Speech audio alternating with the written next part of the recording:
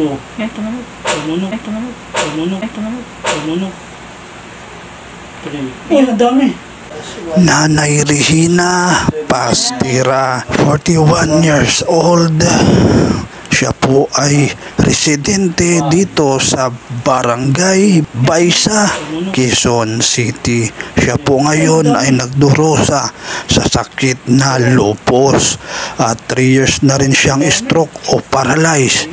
TV Bisaya 1, hangad ko po ay makatulong sa mga kababayan natin for free only. Chiropractic, hilot massage, bone sitting and therapy. TV Bisaya 1, maraming salamat po mga kababayan ko. Okay na. 1, 2, 3. 1, 2, 3.